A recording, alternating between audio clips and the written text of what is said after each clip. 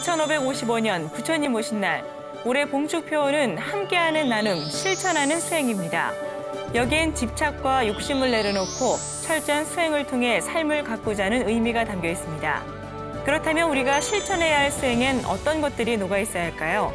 오늘 전현수 박사의 마음 테라피에서는 우리의 삶을 수승한 길로 이끄는 부처님의 단계적 가르침에 대해 알아봅니다.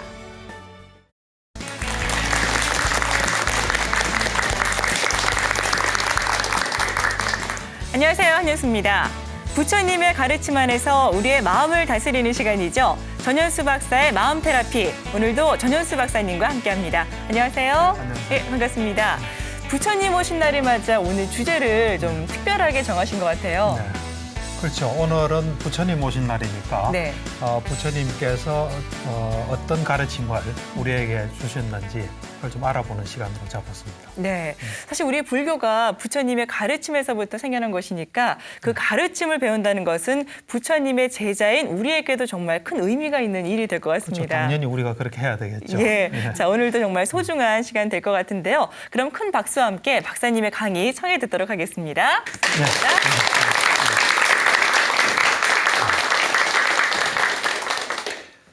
여러분들 부처님에 대해서 좀 아세요? 또 부처님 어떤 가르침을 펴셨다 이거 좀 알고 계시나요? 네, 조금요. 그럴 겁니다. 사실 이제 이 부처님께서는 충분히 가르치셨어요. 그런데 이제 우리가 모를 뿐이죠. 그러니까 우리 잘못이에요. 그래서 오늘은 이제 부처님께서 어떤 가르침을 펴셨는지 아주 구체적으로 이제 말씀하신 게 있거든요. 그래서 그걸 가지고 여러분하고 같이 이야기를 좀 나누는데요. 불교가 생긴 지 지금 한 2,500년 이상 지났어요. 그러니까 불교는 부처님에 의해서 시작된 겁니다. 그전에는 불교는 없었습니다. 이제 부처님께서 나타나셔서 뭔가 이래 이루시고 그걸 가르치고 해보니까 이게 좋고 해서 이어져 내려온 게 불교예요. 그래서 불교의 역사는 한 2,500년, 2,600년 요렇게 됩니다. 되는데 이제 세월이 많이 흘렀잖아요. 한 2,500년 이래 흐르니까 그 당시는 인도에서만 이제 믿었죠. 점점 시간이 지나면서 옆에서도 믿게 됐죠. 지금은 서양에서도 믿고. 그러다 보니까 이제 많은 시간이 지나니까 부처님의 가르침은 그대로지만 그걸 우리가 받아들이고 응용하고 이러면서 새로운 수행법들이 많이 생겼어요. 그러다 보니까 지금은 이 수행법도 굉장히 많습니다. 뭐 연불이란 것도 있고 어떤 경우는 사경이라서 이 경을 쓰는 것도 있어요.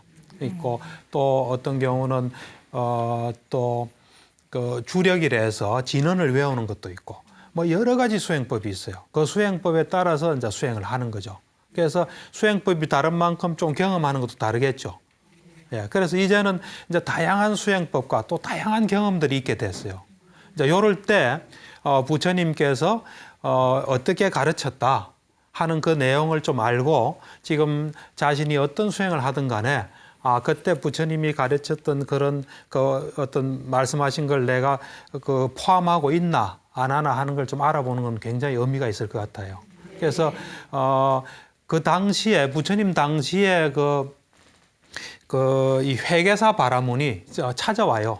회계사인 바라문이 찾아와서 이제 부처님 계시는 절에 찾아오죠. 찾아와서는 하는 이야기가 우리 회계사들도 제자가 오면 가르칠 때 하나, 둘, 셋 해서 100까지 센다. 그리고 요렇게 가르친다. 말하자면 단계적으로 가르친다. 그리고 그 당시에 바라문교라고 있었어요. 그 바라문교에서는 또 이렇게 가르치고 이렇게 또 단련시키고 이렇게 해서 어떤 성과를 얻는다. 그렇듯이 그러면서 이제 우리가 지금 서 있는 이 법당도 어떤 단계를 밟아서 지어졌다. 땅도 고르고 그 위에 뼈대도 세우고 그다음에 이래 완성시켰다. 그렇듯이 당신의 가르침에도 단계가 있습니까? 어떤 단계적인 과정을 밟습니까? 하고 이제 물어봐요. 물어보니까 부처님께서 물론이다.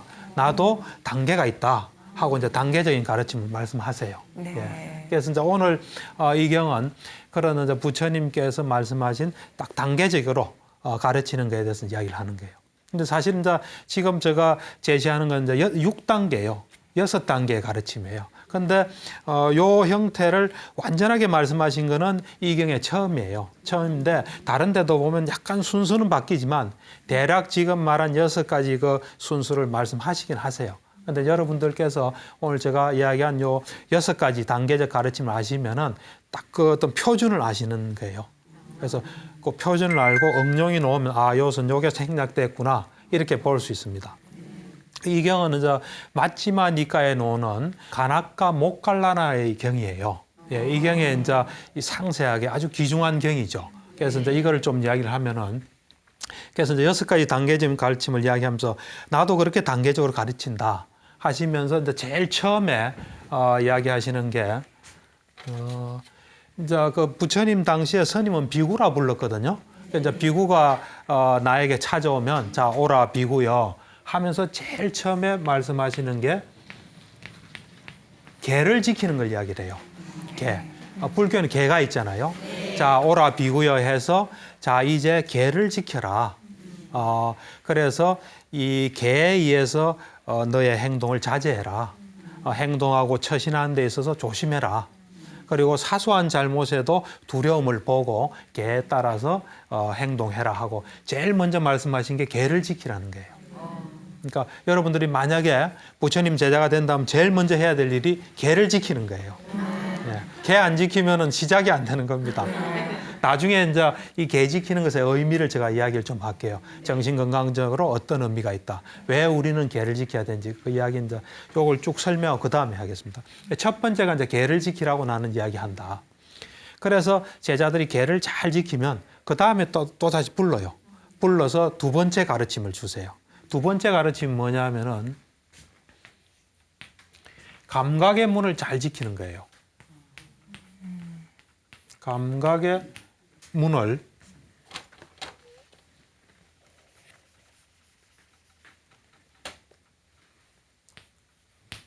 요 감각의 문을 잘 지키는 겁니다. 우리 잘 보세요. 우리는 어떤 의미에서는 이렇게 피부로 다 둘러져 있어요. 그러면서 탁탁 찢어진 데가 있죠. 눈이 찢어지고 귀가 입이 다 피로 해서 찢어진 거예요. 이게 감각의 문이에요. 그러니까 소위 말하는 눈, 귀, 코, 혀, 그다음에 이 몸, 그다음 정신. 이걸 우리는 감각의 6가지 감각의 문이라 그래요. 그 문을 잘 지키라 그랬어요. 그 문을 잘 지키지 않으면은 어떤 그 욕심이나 싫어하는 것이 물밀듯이 들어온다 그랬어요. 그러니까 이 감각의 문을 우리는 지금 이 보초를 다 세워놨거든요. 여기에 다 세워놔 잘못 지키면 여기 균이 들어오는 거죠. 그러니까 욕심과 싫어하는 그런 마음이 확 들어온다는 거예요. 그럼 어떻게 감각의 문을 잘 지킬 건가? 이래 뭘 봤을 때 전체적인 상도 취하지 말고 부분적인 상도 취하지 마라 그랬어요. 그러니까 우리가 뭘 보고 듣고 뭐 코 냄새 맡고 맛보고 이럴 때 뭘 취하지 마라 그런 거예요. 만약에 그걸 취하면은 욕심이나 싫어하는 마음이 물밀듯이 들어온다. 그건 또 자세히 제가 좀 더 설명할게요. 두 번째가 감각의 문을 잘 지키는 겁니다. 세 번째가 뭐냐면 세 번째는 뭐 대단한 내용이 나올 것 같죠? 네. 의외로 좀 아주 평범한 내용이 나옵니다. 음식 있죠? 음식의 양을 잘 아는 거예요. 음식 양을. 말하자면 적절히 먹는 거예요, 이게. 그런데 이게 상당히 높은 단계 가르침이에요. 우리는 음식하면 좀 낮을 거라고 생각했잖아요. 가르침에도 안 속할 거라고 생각했죠. 그런데 이 먹는 게 굉장히 중요해요. 왜 중요하냐면 우리가 살아가는데 뭐로 살아갑니까? 딱 두 가지로 살아가요. 하나는 먹고 하나는 숨 쉬는 거예요. 이 두 가지를 통해서 우리가 영양분을 공급하거든요. 그러니까 먹을 때 어떻게 먹냐가 굉장히 중요한데 부처님께서는 적절하게 먹어라 하는데 먹을 때 어떤 마음으로 먹으라고 말씀하시냐면은 이 먹는 게 어떤 재미로 먹는 게 아니에요. 또 어떤 즐기려고 먹는 것도 아니에요. 내 멋지게 만들려고도 먹지 마라 그랬어요. 오로지 이 내 몸 유지하면서 또 내한테 어떤 안 먹으면 배가 고프잖아요. 또 막 힘도 빠지잖아요. 그런 거 이제 없애기 위해서 먹고 청정한 생활을 하기 위해서 먹어라. 그래서 이 먹을 때는 내 지금 이 배고픈 걸 달래고 그 다음에 또 많이 먹어서 과식하지 않고 적절히 먹어서 내가 올바른 삶을 살겠다. 그런 마음으로 먹으라. 그래서 이게 세 번째 가르침이에요. 그래서 그 다음 네 번째 가르침은 뭐냐면은 항상 깨어 있으라 그랬어요. 깨어 있으라. 우리는 때로는 깨어 있지만 때로는 몽롱하 있잖아요. 멍하 있기도 하고. 그렇잖아요. 그죠? 요즘 뭐 젊은 애들 그런 말 좀 쓰더라고요. 근데 항상 깨어 있으라 그랬어요. 깨어서 내가 걷고 있던 앉아 있던 내 마음에서 장애를 없애고 청정한 마음을 항상 유지해라 하는 게 네 번째 가르침이에요. 언제나 내 마음 속에 장애가 없도록 우리를 괴롭히고 우리를 위험에 빠뜨리고 우리를 잘못하게 하는 그런 장애로부터 마음을 청정하게 하도록 노력해라. 깨어서. 깨어 있으라는 게 네 번째 가르침이에요. 그 다음에 이제 다섯 번째는 뭐냐면 마음 챙김과 그 마음 챙김이라는 거는 현재 딱 마음이 현재 딱 와 있는 거예요. 뭘 하든 간에 밥 먹으면 밥 먹는 데 딱 와 있는 거예요. 그 마음 챙김과 그 다음에 알아차림. 뭐 요때 알아차림은 조금 의미를 내가 뭐 하고 있는 걸 아는 거예요. 예를 들면 내가 세수를 한다 이러면 마음 챙기면 세수하는데 마음이 딱 가 있는 거예요. 그러면서 알아차림은 내 손이 움직이는 걸 아는 거예요.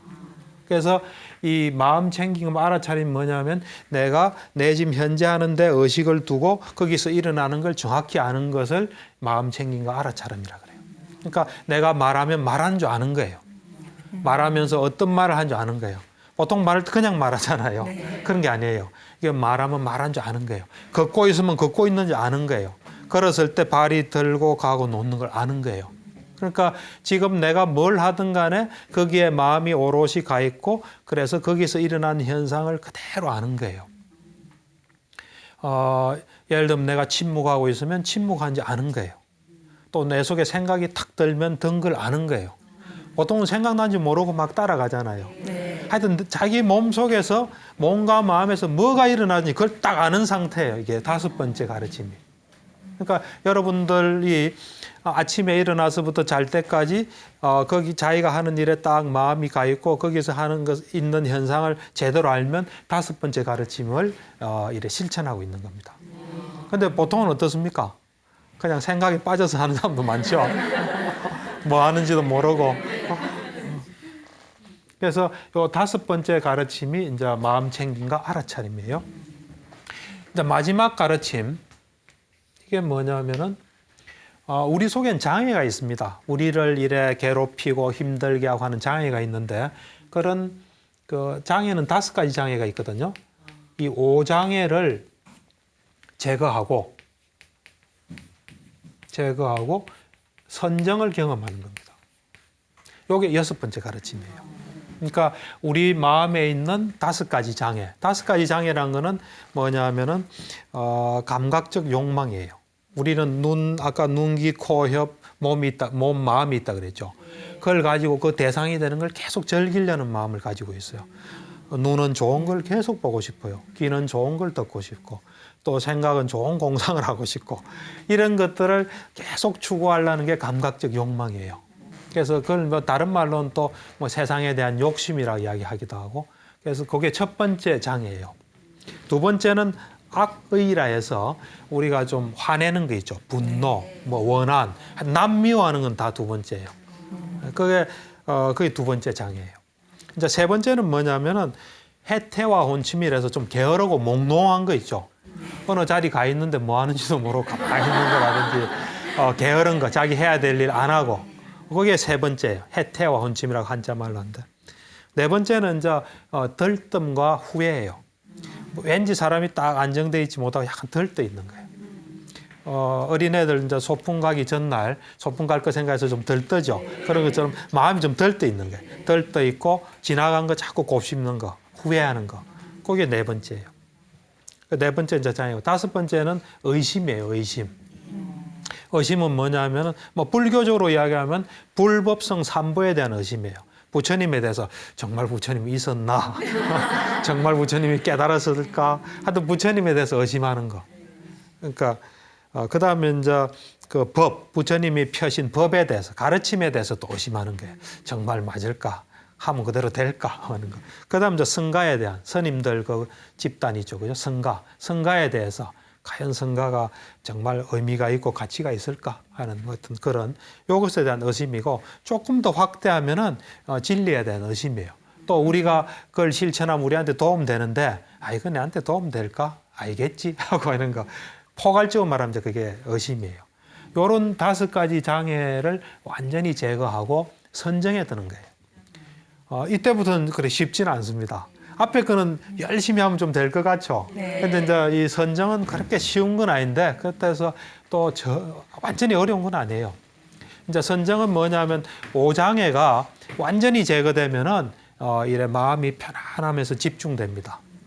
우리 마음은 보면 왔다 갔다 해요, 언제나. 비유를 보통 보면 원숭이가 이게 나무에서 왔다 갔다 하거든요. 원숭이가 가만히 앉아 있지 않아요. 여기 갔다 저기 갔다 막 하거든. 그처럼 우리 정신도 여기 갔다 저기 갔다 한다는 거예요. 그 마음이 하나에 딱 가 있는 게 선정이에요. 그래서 요 5장애를 해결하고 그 결과로 선정에 들어가는 거예요. 그래서 요게 6가지 이제 가르침이에요. 사실은 불교의 가르침 여기서 끝나진 않아요. 끝나진 않고 이제 선정을 바탕으로 지혜를 얻어요. 지혜란 건 이제 대표적인 지혜가 이제 숙명통. 숙명통에서 이제 내가 요 생 있기 전에 과거 생이 어땠나 하는 전생을 쭉 보는 게 숙명통이에요. 그러니까 전생에 대한 지혜를 얻는 거죠. 그 다음에 사람이 죽으면 그 업에 따라서 어떻게 태어나나 하고 보는 게 천안통이에요. 자기 업에 따라서 태어나는 걸 보는 지혜가 또 열려요. 그 다음이 이제 마지막에 뭐냐면 번뇌를 해결한 누진통이라 그러거든요. 그래서 내 속에 있는 모든 번뇌를 해결하고 내가 번뇌 없는 상태로 해탈하는 그 경지가 이 선정을 바탕으로 일어나요. 일어나는데 이제 아마도 그 바라문 질문한 사람이 요까지만 이야기하면 정확하지 않나 이해가 가능할 것 같아서 이렇게 설명하신 것 같아요. 그래서 여기서는 요 6가지 가르침을 이야기를 해요. 그래서 나는 이렇게 제자가 오면 단계적으로 가르친다 하고 이제 요 6가지 가르침을 이제 말씀하셨어요. 그래서 지금 여러분들이나 또는 이 방송을 보시는 분이나 이제 불자분들이 지금은 각종 수행법이 있습니다.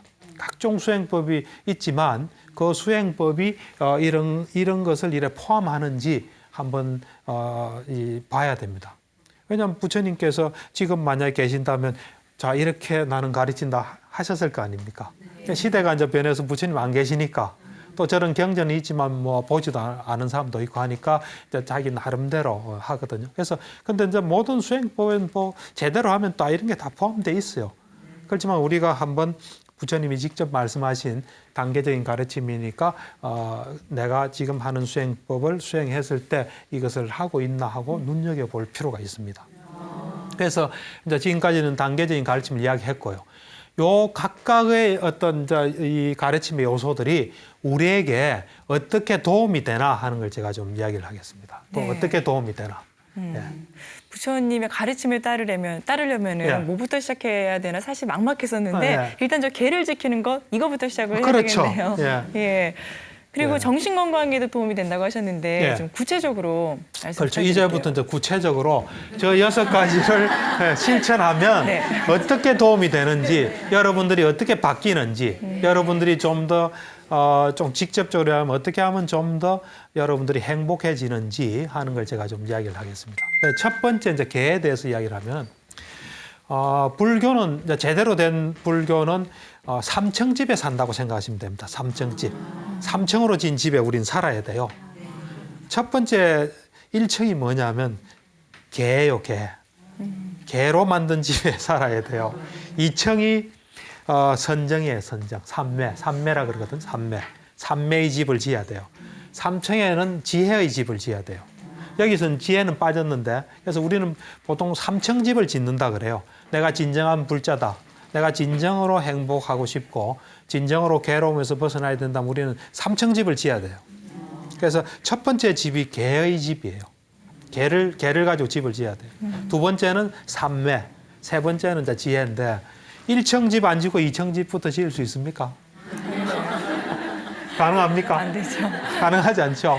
그래서 개를 무조건 지켜야 돼요. 개의 집을 먼저 지어야 돼요. 개 없이 2, 3층은 사상누각이에요. 절대로 있을 수가 없습니다. 제가 그나마 여러분들한테 이래 좀 강의하고 하는 거는 개를 철저히 지키기 때문에 그래요.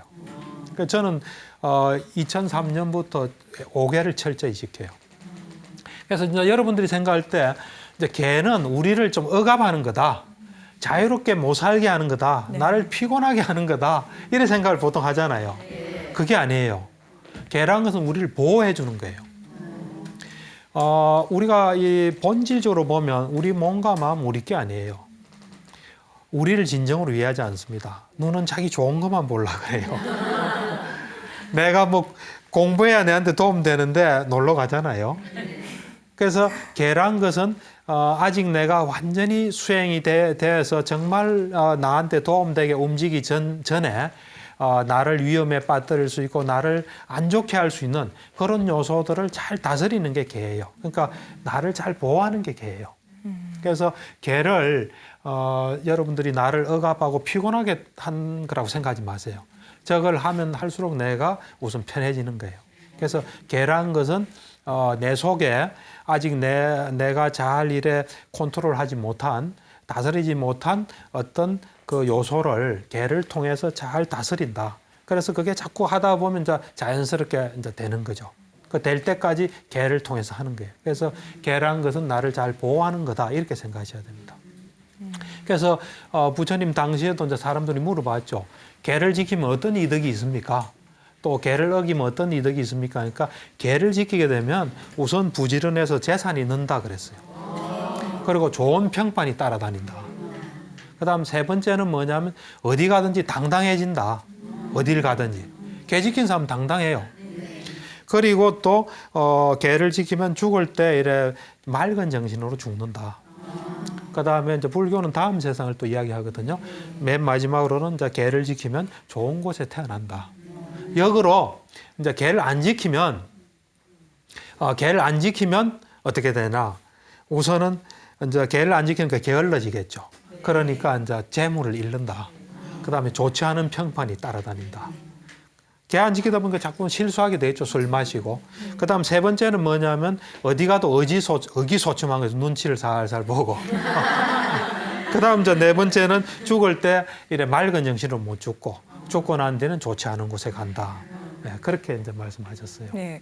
말씀 들어보니까 다른 건 다 지킬 수 있을 것 같은데요. 네. 사회생활하면서 술을 안 마신다는 거는 그렇죠. 특히 남자들 같은 경우에 더 좀 어렵지 그렇죠. 않을까요? 그러니까 사실 뭐 제가 아까 이제 5개를 지킨다는데 5개 중에 하나가 이제 술 안 먹는 게 있거든요.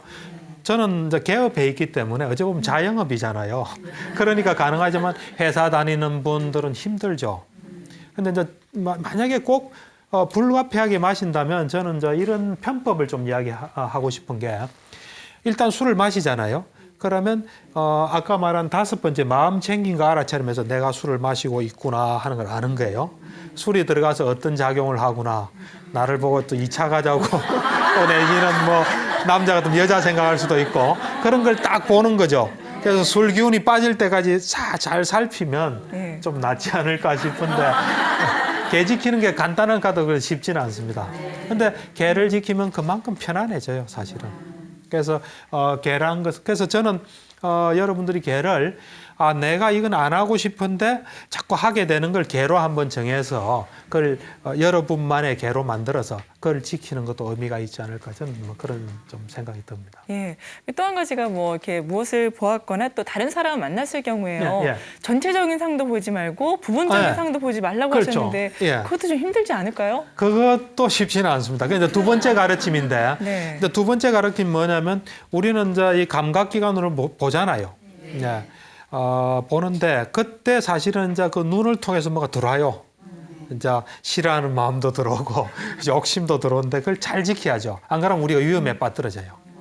그래서 함부로 말하고 표정 잘못 짓고 해서 손해보고 그러잖아요. 그래서 이 사실 눈으로 이제 아까 이제 눈, 귀, 코, 혀, 몸, 정신인데 눈을 가지고 하나 설명을 해볼게요. 눈을 가지고 뭘 보잖아요. 볼 때 전체적인 상도 취하지 않고 부분적인 상도 취하지 마라 그랬거든요. 전체적인 상은 뭐냐면 여자를 봤다 그러면 여자구나 이러면 그게 전체적인 상이에요. 그 이제 브로치가 이쁘다 이러면 그게 부분적인 상이에요. 그러니까 어떤 사물이든지 존재를 보고 그런 판단을 하지 말라는 거예요. 그러니까 무슨 그 어떤 그대로 보는 것만 있는 거지. 보는 것만 있다는 것은 있는 그대로 보라는 거예요. 사물을 보면 사물을 있는 그대로 보고 존재를 보면 존재를 있는 그대로 보라는 거예요. 거기에 어떤 평가라든지 판단을 하지 말라는 거예요. 여러분들은 보면 판단이 즉각적으로 떠오르죠. 좋은 사람, 나쁜 사람, 도움되는 사람, 도움 안 되는 사람, 기억이 탁 떠오르잖아요. 네, 그걸 스톱하라는 거예요. 근데 그거 자꾸 훈련하면 가능해져요. 그 말은 뭐냐면 사실은 우리가 사람이나 사물을 볼 때 그 사람과 사물을 온전히 보질 못해요. 내 속에 뭘 가지고 덮어 씌워서 봐요. 또 내 속의 욕망을 충족하려고 봐요. 그렇지만 다른 사람은 자기를 온전히 봐주길 바라지 않아요. 나를 그런 대상으로 보는 건 원하지 않잖아요. 그렇잖아요. 네. 더욱이 나의 어떤 욕망 때문에 욕망을 이용하기 위해서 본다는 건 좋지 않잖아요. 그래서 이거는 그 존재를 있는 그대로 보면 이 두 번째는 해당돼요. 그래서 뭘 보고 있는 그대로 자꾸 열심히 보세요. 그러면 그냥 앞에 존재가 이렇게 딱 느껴져요. 그런 경험이 좀 쉽지 않을 거예요. 네. 저는 근데 이제 오랫동안 그런 걸 해보니까 그런 게 가능해져요. 그냥 이렇게 보면 그냥 보는 거예요. 아파트를 보면 아파트를 그냥 보는 거예요. 사람을 보면 사람을 그냥 보는 거예요. 그냥 볼 때 그 사람이 온전히 그냥 보여요. 우리는 자꾸 개념으로 봐요. 저 사람, 이런 사람, 저런 사람. 그거 스톱하라는 거예요. 그래서 그렇게 어렵지 않습니다. 그래서 자세히 한번 이 칠판을 한번 봐보세요. 한번. 그대로 한번 아 지겨워 이런 생각 버리고 왜 보라고 했지 그 버리고 그냥 자꾸 한번 봐보세요. 그 훈련하면 다 됩니다. 남편도 그대로 한번 보세요. 자꾸. 내 감정으로 보지 마시고 아들도 내 어떤 바라는 거로 보지 마시고 그냥 뭐 기분 좋든 나쁘든 그냥 자꾸 한번 봐보세요. 그럼 그게 말하자면 어떤 개념으로 안 보는 거예요. 또는 과거의 기억으로 안 보는 거예요. 오늘 마치 처음 나타난 사람처럼 궁금하게 보는 거예요. 그냥. 네. 그렇게 보면 그렇게 어려운 건 아니에요. 네. 그러니까 어떤 우리가 가지고 있는 기존의 관념으로 안 본다는 거예요. 두 번째 거는. 그렇게 되면 욕심하고 싫어하는 게 없어진다 그랬죠. 욕심과 싫어하는 게 우리를 괴롭힙니다. 욕심과 싫어하는 것 때문에 우리가 다양한 사람과 다양하게 사귀질 못해요. 막 고르잖아요. 이 사람은 빼고 하는데 그거 없게 되고 사람마다 다 소중한 사람이거든요. 그걸 소중히 보면서 딱 그래도 또 가까운 사람은 있고 또 먼 사람은 있죠. 그래서 적당히 이래서 내가 날이 갈수록 넓어지는 거예요. 근데 어떤 사람은 이 사람 이래서 싫고 저 사람 싫어서 나중에 자기만 남는 거예요. 자기는 버리기 어렵잖아요. 자기만 남는 거예요. 굉장히 피곤해집니다. 이제 음식의 양 저거는 이제 요즘은 사실 우리가 저 어릴 때만 해도 전부 빼빼한 사람만 있었어요. 그래서 그 당시에는 살찌는 게 소원이었어요. 내 친구도 살찌는 게 소원이었어요. 근데 지금 이제 그 친구 살이 많이 쪘는데 그래서 지금은 어느 때보다도 이 가르침이 필요할 때 같아요. 이제 먹을 게 너무 많고 맛있는 게 너무 많잖아요. 그래서 이 음식의 양을 적절히 하는데 사실 이 먹는 게 이 가르침 중에 저도 놀랐어요. 세 번째 가르침에 속한다는 게. 사실 우리가 불교에서는 계를 지켜야 된다 그러잖아요. 그래서 우리가 대표적인 계가 5계예요. 5계. 5가지 계인데 이게 뭐냐면 첫 번째가 살아있는 건 절대로 안 죽여요. 어떤 경우든. 두 번째는 내 거 아닌 건 절대로 손 안 대요. 내 거 아닌 거는. 그 다음에 세 번째는 이제 바람 안 피우는 거죠. 결혼한 사람 같은 바람 안 피우고. 네 번째는 거짓말 안 하고. 다섯 번째는 술 안 마시고. 그래서 요 5가지 계가 이제 굉장히 많이 알려져 있는데 그 불교 경전에 보면 전륜성왕 그 사자후경이라는 게 있습니다. 그 디가니까야라는 경에 거기 보면은 이제 과거 왕들 중에 전륜성왕이라고 있어요. 그러니까 전 세계를 통일하는 왕이에요. 그 왕은 무력으로 절대로 안 해요. 정의로서 법으로서 이제 모든 사람 굴복시키는데 그 전륜성왕에게는 7가지 보배가 있어요. 그래서 그 중에 하나가 뭐냐면 그 바퀴 보배예요. 그 바퀴는 조금 이거는 신화적인 이야기인데 그냥 저절로 굴러가는 거예요. 전륜성왕이 가진 바퀴는 저절로 굴러가서 적의 나라 앞에 딱 가면은 적이 그냥 항복하는 거예요. 그냥 항복하고 대왕님 시킨 대로 하겠습니다. 이야기해 달라. 그러면 그 전륜성왕이 이런 이야기를 해요. 아까 말한 5계를 이야기해요. 5가지 이야기하고 6번째로 먹을 때 적절히 먹어라. 이 6가지를 지켜라 해요. 그래서 이 적절히 먹는 거는 6가지 6개 중에 하나예요. 그리고 이제 불교에서는 굉장히 알려진 가르침이 뭐냐면 모든 악은 행하지 말고 모든 선은 행하고 우리 마음을 맑게 해라. 이것이 모든 부처님의 가르침이라 해서 불자들은 거의 대부분 알아요. 근데 이제 그것이 첫 번째 개송이에요. 그 두 번째 개송이 있거든요. 이제 요 개송만 알는데 그 밑에 개송에 보면은 남을 해치지 말고 개를 지키고 먹을 때 적절히 먹고 선정을 닦아라 하는 그 가르침이 있어요. 그러니까 이 적절히 먹는 이게 굉장히 중요해요. 그래서 여러분들이 먹을 때 아까 제가 이야기했죠. 뭐 재미로도 먹지 말고 향락 내 몸 멋지게 하지 마. 그걸 지혜롭게 생각하시면 먹으면 돼요. 그러니까 이제 부처님 당시에도 재밌는 이야기가 있는데 그때 그 부처님하고 나이도 같고 그 당시에 큰 나라에 그 바세나디 왕이라는 사람이 있었어요. 그 사람이 엄청 먹어가지고 배가 무지하게 불렀어요. 그러니까 걷기도 힘든 사람이었어요. 그러니까 이제 겨우 부처님 보러 오니까 부처님께서 이제 개송을 외웠어요. 개송을 외워가지고 이 개송을 매일 외우십시오. 그러면 먹는데 도움이 될 겁니다. 하면서 뭐냐면 마음을 챙겨서 아까 마음 챙김 했죠. 마음을 챙겨서 이제 적절하게 먹어라. 마음을 챙겨서 적절하게 먹게 되면 넣는 것도 좀 더디게 넣고 천천히 넣고 목숨이 잘 보존될 것입니다. 왕한테 이야기했어요. 그러니까 왕이 기에 쏠깃했죠. 쏠깃해가지고 자기 이제 학생 중에 한 사람한테 자, 너 내 밥 먹을 때 요 개송을 외워서 밥 먹을 때마다 말하면 돈을 줄게 해가지고 이제 매일 자기 밥 먹을 때 와서 그걸 이제 부처님 마음에서 읽어줘요. 그럼 이제 그걸 먹으면서 나중에 날씬해졌다는 경이 있거든요. 그러니까 여러분도 이런 경을 이래 외우면서 먹는 것도 하나의 방법이에요. 근데 요즘은 너무 적게 먹는 사람이 있더라고요. 그 적게 먹는 거 좋지 않습니다. 적절하게 먹어야 돼요. 적절하게. 적게 먹는 사람도 또 왕창 먹더라고요. 보니까 어떤 사람 막 자다가 막 먹어요. 그러니까 제가 볼 때는 적절하게 먹고 그 다음 거는 안 먹도록 하는 게 좋아요. 적게 먹으면 우리 몸이 먹고 싶어 해요. 그러다가 터져 나와요. 그 굉장히 좋죠. 그렇게 되면 다 자기 마음 자책하고 뭐 여러 가지 안 좋은 일들이 벌어져요. 그래서 먹는데 적절하고 너무 적게 먹는 것도 극단적으로 좋지 않아요. 여름 다가온다고 다이어트 너무 심하게 하면 안 되겠네요. 그렇죠. 제가 볼 때는 다이어트를 꾸준히 하는 사람이 그래 안 많더라고요. 좀 하다 근데 적절히 먹으면 꾸준히 할 수 있어요. 예. 그리고 다이어트 일에 성공하려면 살 빠지는 재미를 잘 알아야 돼요. 살 빠지는 재미를 잘 알고 유지하는 재미 잘 알아야 돼요. 그다음 이제 네 번째 이제 깨어 있어라 이거는 뭐냐면 우리가 항상 우리 마음을 잘 살피고 해서 우리 마음에 장애되는 거, 우리에게 도움 안 되는 걸 항상 이래 없애는 노력을 하라는 겁니다.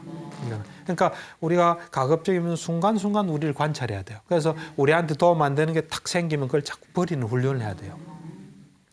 여러분들 아침에 눈 떠서부터 잘 때까지 자기 마음을 잘 보세요. 잘 보다가 나한테 도움 안 되는 마음이 탁 생기면 그걸 자꾸 놓도록 하면 훈련하면 그게 또 가능해져요. 안 하면 힘들어요. 근데 그걸 훈련하면 가능해요. 모든 건 훈련이에요. 예. 운동선수들은 훈련해야 된다는 걸 알더라고. 근데 보통 사람들은 생각으로 된다고 생각하는 사람이 많아요. 근데 모든 건 훈련입니다. 예. 근데 그 다음에 이제 마음 챙긴 거 알아차림 이거는 뭐냐면 저거는 정말로 중요합니다. 요즘은 마음 챙김 정신치료라는 말까지 생겼어요.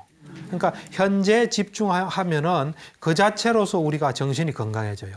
그리고 우리의 문제되는 게 해결돼요. 왜냐하면 우리는 무의식적으로 뭘 자꾸 하거든요. 깨어서 딱 있게 되면은 그 무의식적인 진행되는 게 딱 스톱하게 돼요. 그래서 여러분들이 이래 언제나 현재 집중하도록 자꾸 한번 해보세요. 설거지하면 설거지하는데 딱 집중해서 해보세요. 그러면서 설거지할 때 손이 어떻게 움직이고 물이 닿으면 차가우면 차가운 거 알고 그거를 자꾸 한번 해보세요. 밥 먹을 때는 밥을 이래 먹어서 씹을 때 침이 나오고 침 나오는 건 뭐로 그냥 먹죠. 여러분들 이제 한번 식사하실 때 숟가락을 한번 뜨고 바로 씹지 마시고 숟가락 내려놓고 눈 감고 한번 씹어보세요. 그러면 침이 가득 나와요. 침이 항상 나오는데 우리는 모르고 알아차리지 못하고 있는 거예요. 모르고 있는 거예요. 그러니까 여기서 하는 이야기는 뭐냐면 뭐든지 있는 그대로 하고 그때 딱 주의해서 거기서 일어나는 걸 알아라는 거예요. 그게 다섯 번째 가르침이에요. 그다음 이제 여섯 번째 가르침은 다섯 장애를 없애고 선정에 들으라는 이야기예요. 아까 말한 다섯 가지 장애가 뭡니까? 감각적 욕망, 뭐 또는 세상에 대한 욕심. 이게 있으면요 힘들어요 우리가. 그다음 이제 두 번째는 악의 화나는 거 있죠. 분노. 이거 있어도 굉장히 힘들어요. 그다음에 해태와 혼친밀해서 게으르고 몽롱한 거 이것도 힘들어요. 그다음에 들뜨고 후회하는 거 이것도 힘들고. 그다음에 의심. 내한테 도움되는데 의심해서 안 하면 손해잖아요. 요것들 이제 다섯 가지 이걸 외우세요. 외우지 않으면 내한테 들을 때만 알아요. 외워야 항상 여기서 작동하게 돼요. 그러니까 어떤 사람은 그래요. 나도 알아요. 나도 이론으로 아는데 이런 말 잘해요. 근데 아는 것도 정도가 있습니다. 하루 종일 아는 사람이 있고 들을 때만 아는 사람이 있고 들을 때 아는 건 내 게 아니에요. 내 돈이 아니에요. 내 수중이 항상 있어야 내가 쓸 수 있잖아요. 내 수중이 없는 거는 쓸 수 없어요. 마찬가지예요. 그래서 외우는 게 굉장히 중요해요. 저거는 참 중요하다 싶으면 외우세요. 요 다섯 가지 장애는 외우세요. 외울 수 있겠습니까? 네, 다섯 가지 장애는 언제나 외워서 저는 한동안에 요 다섯 가지 장애가 내 속에 감각적 욕망은 어느 정도 작동하나 그걸 계속 본 거예요. 두 번째 악의는 어떻게 되나, 그다음 해태와 온침은 얼마나 있나, 들뜸과 후회는 어떻게 되나, 의심은 어떠나 계속 점검했던 적이 꽤 있어요. 그러니까 여러분들이 도움 되겠다 싶은 거는 외워야 돼요. 외워서 24시간 여기서 작동하게 해야 됩니다. 그래서 이제 선정에 들어가는데 이 선정이라는 건 이제 이래 생각하면 됩니다. 우리 마음은 수시로 움직여요. 여기 갔다 저기 갔다가 좀 편안하고 안정된 마음을 유지하다가 또 걱정거리가 있으면 그걸로 탁 가는 거예요.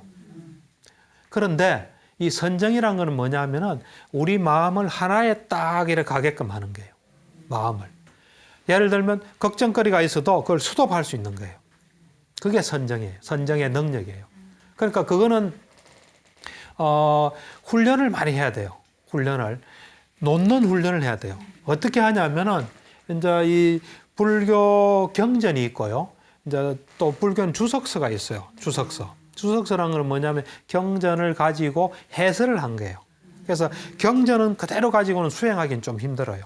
그래서 수행할 수 있게끔 경전을 잘 정리하고 또 제자들의 경험을 또 덧붙여서 실제적으로 수행할 수 있게끔 하는 책이 이제 주석서인데 대표적인 주석서가 청정도론이에요. 청정한 그 돌을 닦는 데 대한 그 주석서는 청정도론인데 거기 보면은 이제 선정 닦는 방법이 나오는데 40가지가 나와요. 40가지. 그 중에 이제 우리가 제일 많이 하는 게 호흡 수행이에요. 호흡 수행. 우린 아무것도 안 해도 뭐 하는 거 하나 있죠. 뭡니까? 숨 쉬죠. 아무것도 안 해도 하나 하는 게 숨 쉬는 겁니다. 숨 안 쉬면 죽어요. 어떤 내 친구가 그러더라고요. 자기가 자기 가까운 친척이 임종하는 걸 봤대요. 임종하는 걸 딱 봤는데 마지막으로 숨을 들이쉬더래요. 그 다음에 안 쉬더래요. 그래서 죽은 거예요. 돌아가신 거예요. 다음 숨을 쉬면서 사는 거예요. 그래서 이 숨을 계속 이제 쉬는 한 우리는 사는 거예요. 그래서 우리가 이 호흡 수행을 하게 되면 숨은 항상 쉬니까 우리 마음을 항상 한 군데 모을 수 있어요. 그래서 숨 쉬는 거를 계속 이래 집중하면은 언제나 우리는 이제 거기에 모을 수 있는. 그래서 대표적으로 우리가 이제 선정 닦는 것에 호흡 수행이 있어요. 그래서 그걸 이제 덜숨날 숨은 들어오고 나오잖아요. 덜숨날 숨에 집중하는 마음 챙기는 이제 수행이 대표적인 건데 이제 그거를 가지고 이제 수행을 해요. 보통은.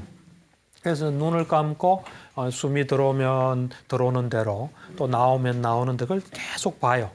숨이 길면 긴 대로, 짧으면 짧은 대로, 거치면 거친 대로, 고요하면 고요한 대로, 그걸 그대로 보는 거예요.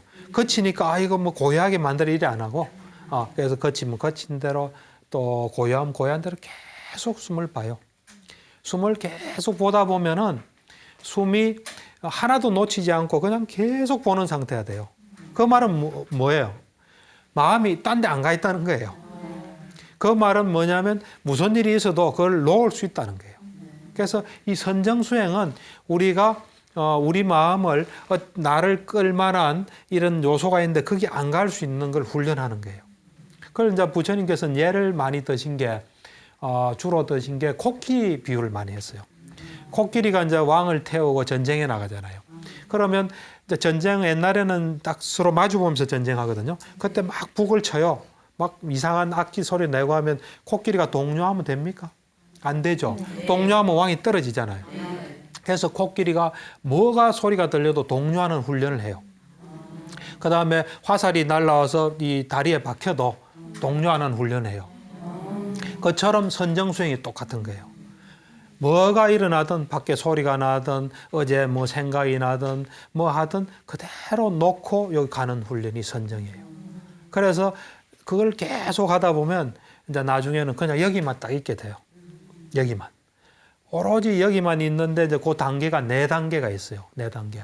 이제 초선, 2선, 3선, 4선에서 이제 첫 번째 단계보다는 더 이래 미세해진 단계가 두 번째예요. 세 번째는 더 미세이고 네 번째 4선이라 그러는데 거기에는 오로지 딱 그만 딱 집중만 딱 돼 있고 청정한 상태예요. 그 상태에서 집중만 돼 있는 그런 상태가 이제 선정이에요. 그래서 그 상태를 얻으시면 여러분들이 선정 훈련을 많이 하시면 생활하다 누구 기분 나쁜 일도 그냥 놓고 자기 할 일 딱 하게 돼요. 이제 공부하는 학생 같으면 선정을 닦은 학생이다 하면 공부하다가 뭐 이래 방학 생각이 나면 탁 놓고 공부하는 거예요. 또 여러분 같으면 설거지 하다가 걱정거리가 생겨도 탁 놓고 설거지 딱 하게 돼요. 그게 선정이에요. 선정 훈련이 말하자면 놓는 훈련이 선정이에요. 네, 자꾸 놓는 연습을 해야 되겠네요. 네, 놓는 연습이에요. 쉽게 이야기하면. 네. 자, 지금까지 이렇게 부처님의 단계적 가르침 6단계에 대해서 쭉 말씀을 들어봤는데요. 네. 오늘 이 시간을 통해서 부처님께 조금 더 가까이 다가간 그런 느낌이 들어서 참 흐뭇합니다. 네. 우리 박사님께 큰 박수 한번 좀 부탁드릴게요.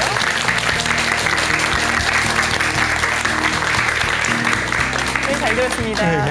부처님의 단계적 가르침을 통해서 우리들의 또 정신 건강에도 도움이 된다고 하니까 자꾸 일상생활에서도 좀 적용을 해보도록 노력을 해야 되겠어요. 그렇죠. 제가 참 놀란 게 그 부처님 가르침을 이래 보니까 다 이래 우리를 편안하게 하고 행복하게 하고 정신이 건강하게 하는 거로 다 돼 있어요. 정말. 네. 그건 실천하면 무슨 건강해져요. 네, 여러분들 열심히 좀 실천해 보시기 바라겠습니다. 자, 그럼 다음 시간에는 저희가 어떤 주제로 강의 들어볼까요? 다음 시간에는 이제 노동의 가치, 네. 또 노동의 어떤 노동과 또 어떤 정신 건강과 어떤 불교 수행 서로 연결되는 의미 이런 한번 짚어봅니다. 네, 알겠습니다. 다음 주에도 또 기대 많이 하겠습니다. 네, 전현수 박사의 마음 테라피 오늘 시간은 여기까지입니다. 몸도 마음도 편안한 한 주 보내시기 바라겠습니다. 성불하십시오.